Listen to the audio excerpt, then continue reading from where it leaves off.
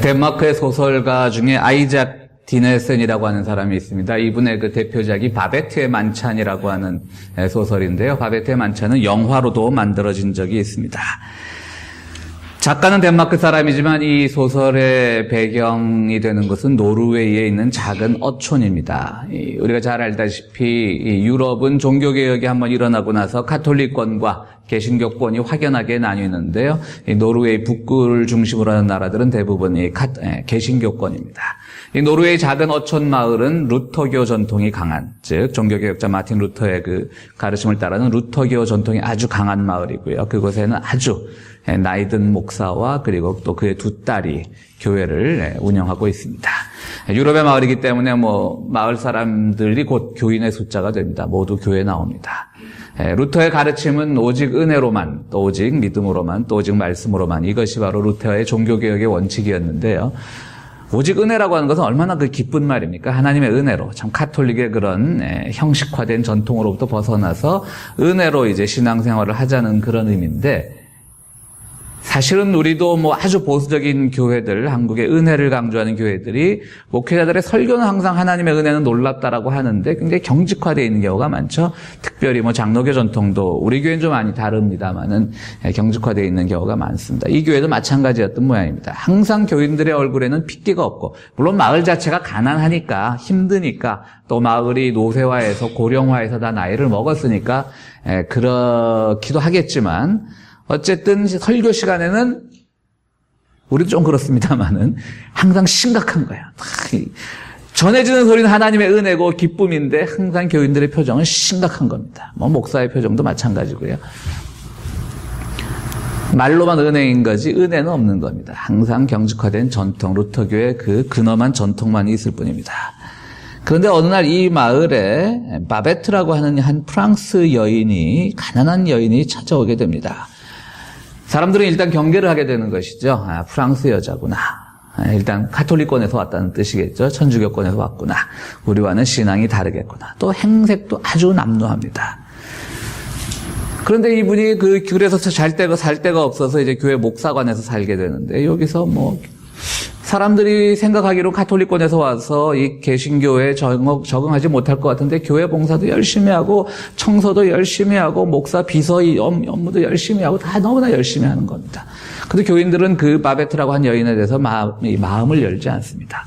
언젠가는 도망가겠거니, 또 저 여자는 카톨릭 출신이겠거니, 또 저 여자는 행색이 남루하겠거니 하는 모든 여러 가지 이유가 그 여자에 대한 마음 여는 것을 막고 있었던 것이죠.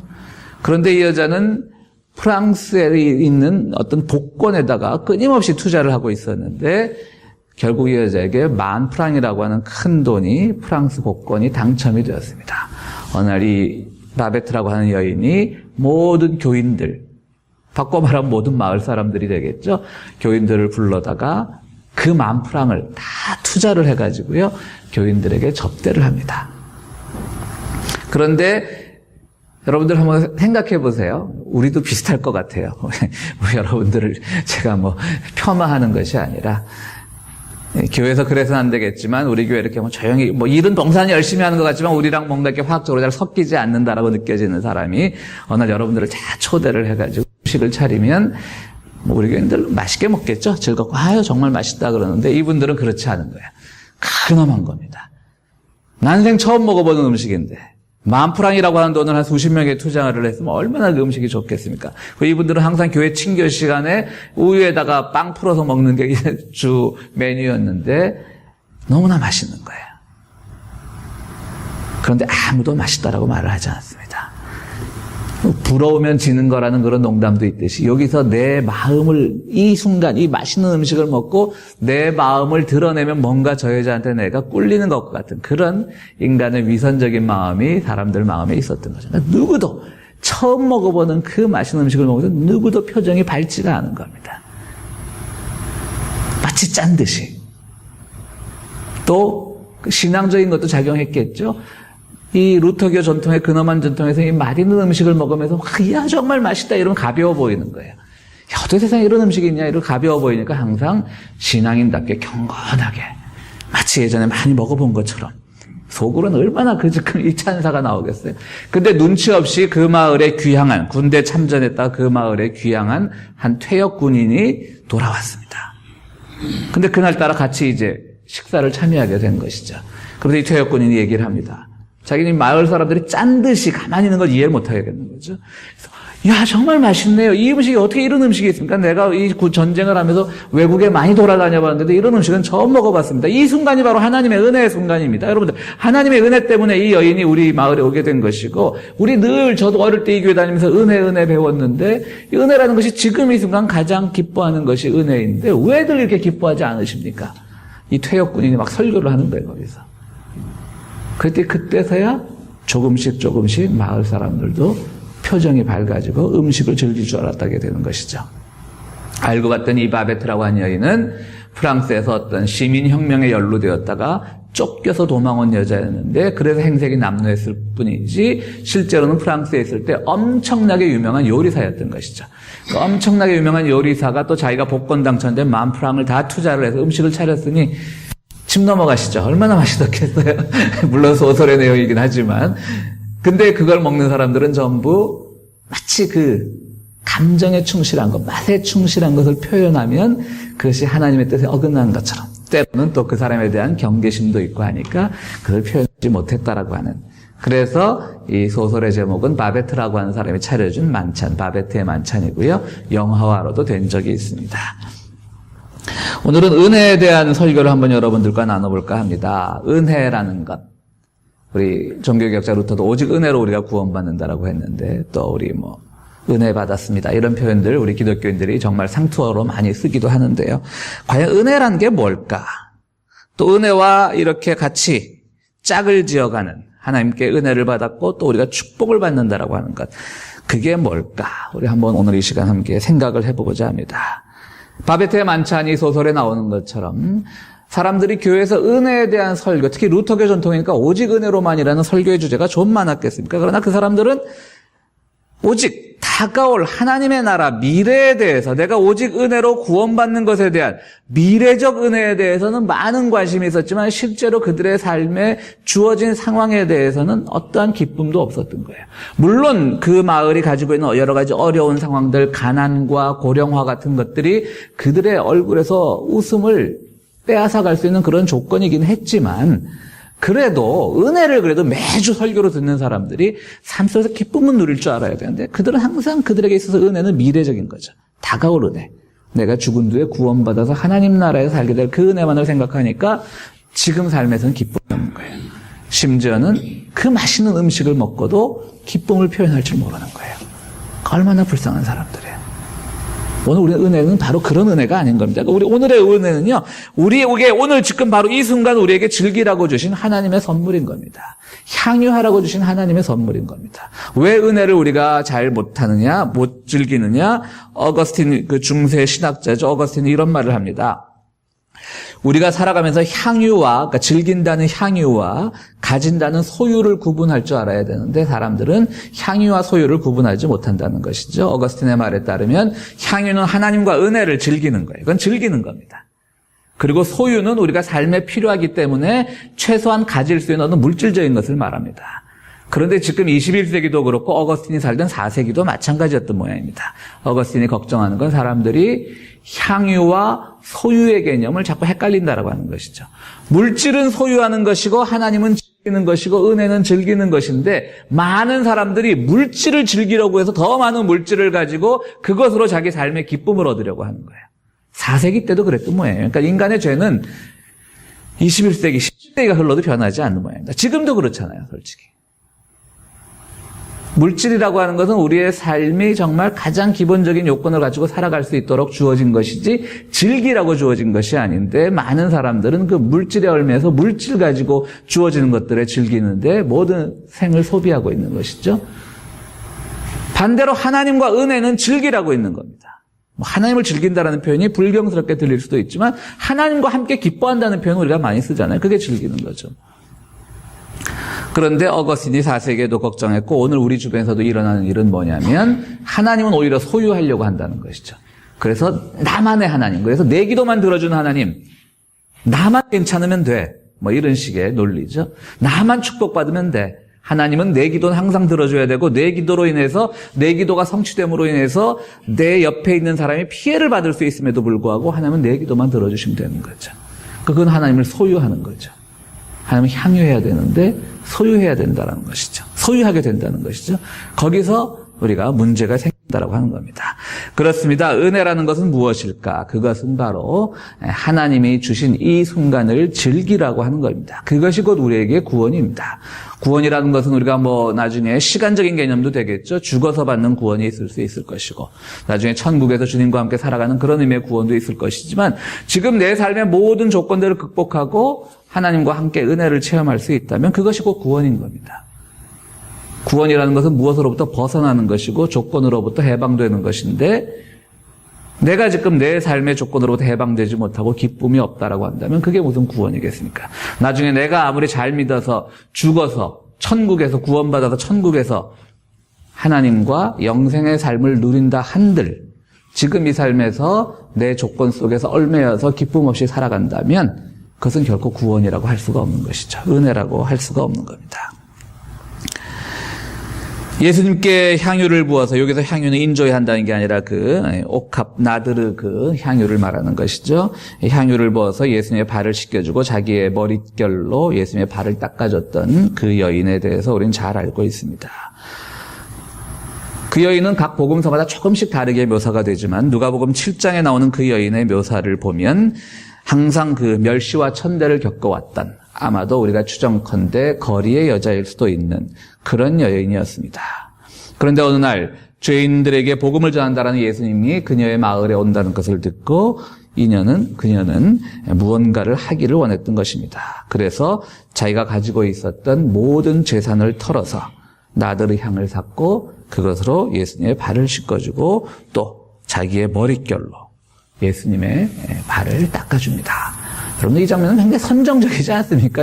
굉장히 어떤 성인 영화에나 나올 법한 그런 선정적인 장면인데 제가 만약 예수님이라면 저는 그것이 어색해가지고 왜 이러십니까? 이랬을 것 같아요. 근데 예수님은 또 그걸 다 받아내시잖아요. 그러니까 정말 모든 조건으로부터 초탈하신 분이 있죠.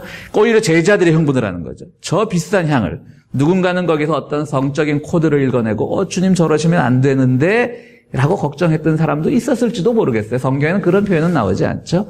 오직 유다만이 저거를 팔아서 가난한 사람들을 먹이면 얼마나 많은 사람들을 먹일 수 있는데 왜 주님은 저 현장을 그대로 놔두시는가 라고 가롯 유다만이 문제를 제기하죠. 그러나 성서의 기록자들은 또 그 가롯 유다의 문제 제기를 정당한 것으로 보지 않죠. 지는 그렇게 문제 제기하면서 예수님 제자 공동체에 돈다발을 관리하면서 조금씩 횡령하고 있었다라는 말도 또 성서의 기록자는 유다를 향해서 쓰고 있잖아요. 아주 그 긴장 관계가 있습니다. 어쨌든 유다의 그 불만도 이의 제기도 충분히 할 만한 이의 제기입니다. 어쨌든 주님께서 여기서 바라신 건 뭐였을까요? 이 여인이 지금 이 순간에 가장 주님을 즐기고 싶은 그것을 주님은 받아주셨던 겁니다. 어쩌면 이 여인에게 있어서 이 순간은 가장 은혜로운 순간이었던 겁니다. 내 죄를 용서해 주시는 그 주님을 향해서 내가 앞으로 더 돈을 많이 벌어서 주님을 잘 섬기겠습니다. 이게 아니라 앞으로 다가올 미래에 대한 생각보다는 자기가 지금 앞으로 어떻게 돈을 벌지도 잘 알지도 못하면서 현재 가지고 있는 모든 것을 털어서 주님에게 함께 기쁨을 나눌 수 있는 순간을 만들었다는 것. 그것이 곧 은혜인 것이죠. 그래서 주님께서 이 여인을 높이 산 겁니다.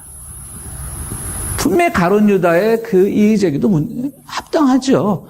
그렇게 낭비를 합니까? 정말 그 나드르 향을 팔아서 가난한 사람을 도와주죠. 분명히 맞는 얘기입니다. 그러나 그건 현재적으로 일어나는 상황이 아니기 때문에 앞으로도 얼마든지 또 다른 방법으로 예수님 공동체가 펀드레이징을 해서 가난한 사람을 도울 수 있기 때문에 현재로서 이 여인이 하나님의 은혜, 예수님의 구원의 은혜를 체험하는 그 여인의 모든 행위를 주님께서 인정을 해주셨다라고 하는 것이죠. 사실 그 여인들 그것이 고민이 없었겠습니까? 야, 이 돈으로 다 반만 살까? 다 살까? 돈을 전부 털어놓을까? 조금 남겨둘까? 얼마나 많은 고민이 있었겠어요. 그러나 그 순간 모든 것을 던지지 않습니까? 그래서 이 여인은 어떤 구원의 선포를 하나님으로부터 받게 되는 것이, 주님으로부터 받게 되는 것입니다. 그렇습니다. 우리는 참 은혜라는 말 교회 다니면서 많이 쓰는데요. 은혜라는 것은 바로 오늘 고린도 후서의 말씀처럼 지금 누릴 수 있는 것이 은혜인 겁니다. 지금이 어느 때냐? 지금은 바로 은혜 받을 만한 때라는 겁니다. 지금 은혜 받을 만한 때에 이 은혜를 우리가 누리지 못하고 은혜를 항상 미래적인 약속으로만 생각한다면 우리 얼굴에서는 기쁨도 사라지고 우리 마음속에서는 항상 주님을 향한 그 소망이 향유가 되기보다는 어떤 주님을 내 뜻대로 좌우하려고 하는 그런 잘못된 신앙을 가지게 된다고 하는 것이죠. 오늘 본문 말씀 한번 다시 보겠습니다.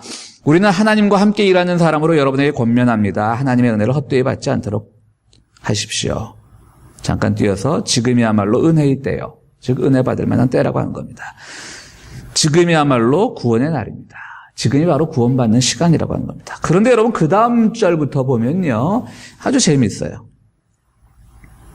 4절부터 보면 우리는 무슨 일에서나 하나님의 일꾼답게 처신합니다. 우리는 많이 참으면서 지금 내가 참고 있거든요.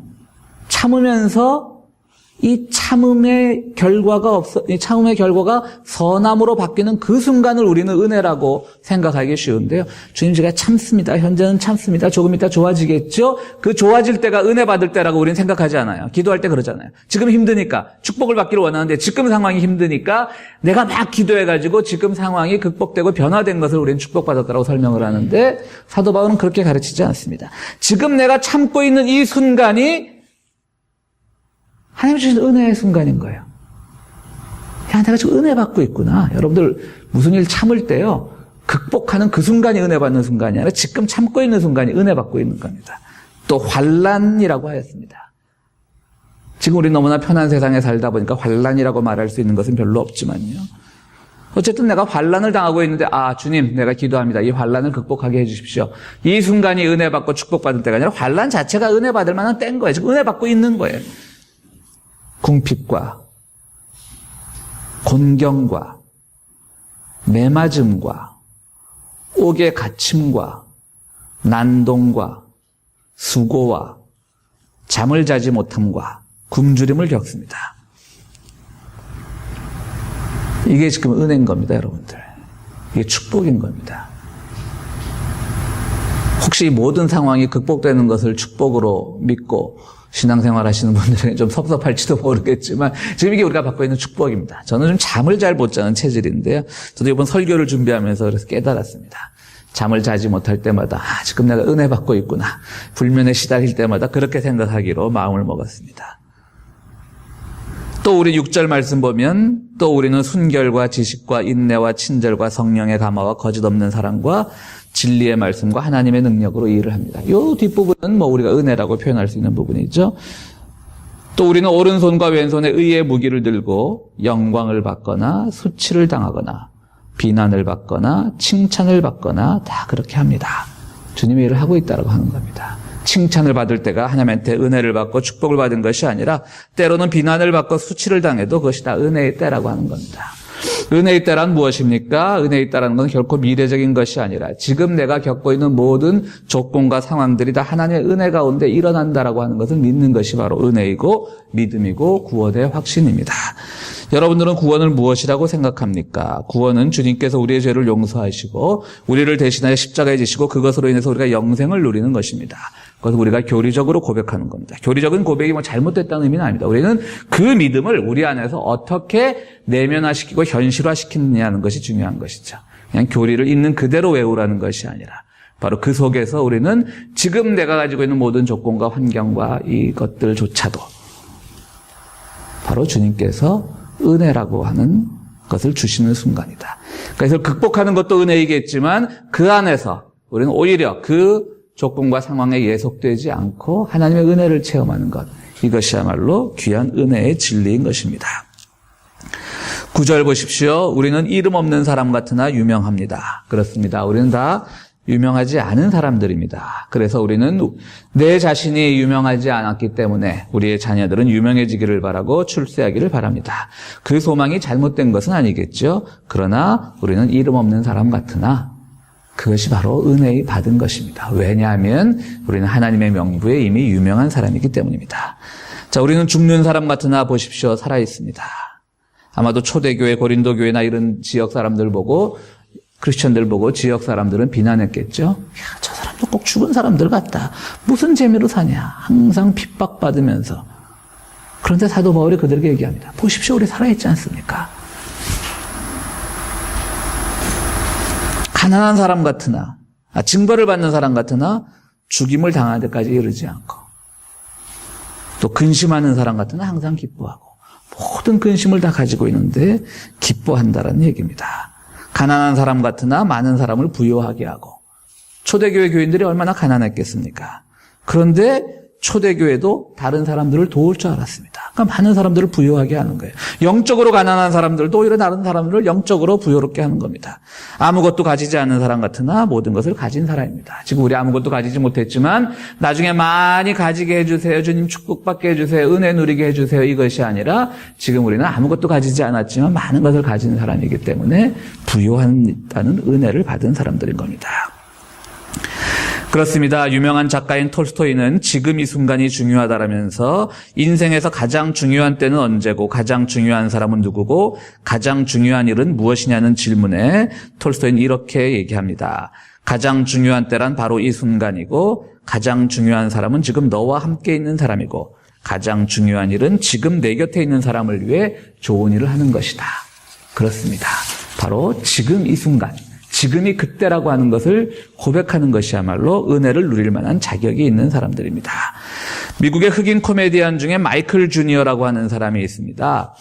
이 사람은 코미디 프로도 유명한데요. 주로 간증을 다닙니다. 얼마 전에도 이 파사데나 지역의 어느 교회에서 와서 간증을 하는데 흑인 코미디언들이 미국 코미디들이 웬만한 영어로는 이렇게 알아듣기 힘들잖아요.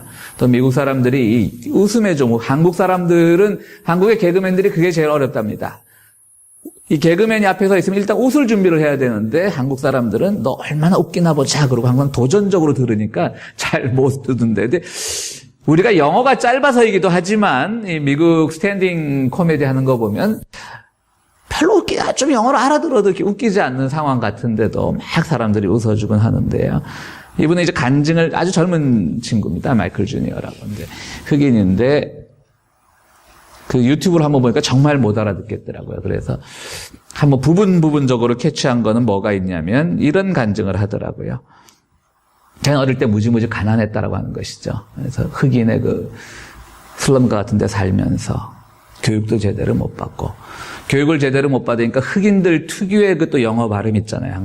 항상 좀 우리가 인종차별적인 발언 같은 거 조심해야 되겠지만 항상 약간 불만이 가득 섞인 듯한 항상 곧 욕이 튀어나올 것만 같은 물론 영화에서 나본 그 흑인들의 만들어진 이미지이긴 하지만 우리가 조심은 해야 되겠죠. 그러니까 자기는 그런 액센트인데 교육도 제대로 못 받아가지고 더 자기는 발음이 웃겼다라고 하는 거죠. 그러다 어찌어찌 하다가 이제 동네 조그만 스탠드바에서 스탠딩 개그를 시작을 했는데 별 얘기 안 하는데 사람들이 막 웃더라는 거예요. 그 이유는 자기 발음 때문에 사람들이 웃는 거예요. 그러니까 이게 전통적인 흑인의 발음보다 더 재밌는 거예요. 그러니까 이게 억지로 일부러 사람들을 웃기기 위해서 그런 식의 발음을 내는 것처럼 사람들이 오해를 하고 막 웃어주는 거죠. 자기는 그야말로 미국에서 자란 흑인이지만 그야말로 영어가 짧은 거예요. 제대로 교육을 못 받아가지고. 그런데도 그것이 코미디의 소재가 되었다라는 그런 간증을 하고 제가 그 당시 지금 후회하는 건 뭐냐면 그 당시 어렸을 때 자기가 가지고 있던 그 모든 조건들이 하나님의 은혜라는 걸 알았더라면 내가 더 기쁘게 살았을 텐데 그때는 이게 불만 가득한 상황이로만 받아들였다라고 하는 것이죠. 근데 지금 자기가 이 유명한 코미디언이 돼서 사람들을 웃기고 이러다 보니까 그때 그 모든 것이 다 은혜였다라는 것이죠. 가난, 주변에서 일어나는 수 없는 그 폭력의 현장에서 나는 저러지 말아야지 했다라는 그런 자기의 결단, 때로는 제대로 받지 못한 교육 이런 모든 것들이 하나님의 은혜였고 그것이 지금의 나를 만들었다라는 그런 신앙 간증을 근데 신앙 간증이니까 비슷할 겁니다. 제가 영어를 잘 못 알아들었어도 비슷한 내용이었을 것 같아요. 그렇죠? 그 반대 얘기는 하지 않았겠죠? 그래서 저는 그걸 이렇게 보면서 그 생각을 해봤습니다. 여러분들 지금 누리고 있는 우리 모든 것들이요. 바로 은혜의 순간인 겁니다. 나중에 그때 내가 이 은혜의 순간인 줄 알았더라면 참 좋았을 터인데라는 그런 후회를 하기보다는 지금 내가 사람들이 말하는 은혜와 축복, 우리가 상투화된 그야말로 규범화된 그런 은혜와 축복의 그 결과물들만을 우리가 은혜로 생각하면서 그것으로 인해서 기뻐하고 즐거워하기보다는 내가 지금 핍박을 받든지 환난을 받든지 공공을 받든지 또는 내가 유명해지고 싶지만 전혀 내 이름이 알려지지 않든지 아무것도 가지지 않든지 그게 다 은혜의 때인 겁니다. 주님께서 그것을 다 준비시키는 겁니다. 사랑하는 성도 여러분, 지금 여러분들은 무엇을 위해 기도하고 계십니까? 혹시 지금의 상황과 조건이 어려워서 더 나은 미래를 위해서, 더 나은 조건과 상황의 극복을 위해서 기도하는 것은 아닙니까? 물론 우리의 기도는 미래를 향한 것입니다. 저는 여러분들에게 그런 기도를 하지 말라라고 말씀드리는 것이 결코 아닙니다. 우리 오늘의 조건과 상황보다도 더 나은 것들을 위하여 기도해야 되고 하나님께서는 그런 기도를 들으실 것입니다. 그러나 거기엔 전제가 있다라고 저는 생각을 합니다. 바로 그러한 기도가 하나님의 뜻 가운데 응답받기 위해서는 바로 이 순간 내가 누리고 있는 것들조차도 또 다른 형태의 축복과 은혜라는 것을 고백을 할 때, 지금 살아가는 이 삶 자체가 항상 은혜이고 어떤 조건에서도 내가 하나님의 은총을 경험하는 삶을 살아갈 때, 그때 하나님께서 우리에게 그분이 준비한 더 좋은 미래, 더 좋은 조건, 더 좋은 상황을 예비하시는 것이죠. 성도 여러분, 은혜나 구원, 은총, 영생, 이런 것들은 결코 미래적인 개념이 아닙니다.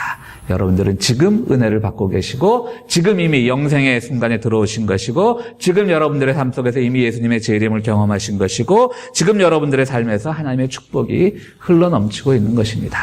여러분들 모든 삶 속에서 조건과 상황에 예속되지 마시고 항상 은혜를 체험하는 그 귀한 고백이 있는 여러분들이 되시기를 간절히 바랍니다. 우리 함께 기도하시겠습니다.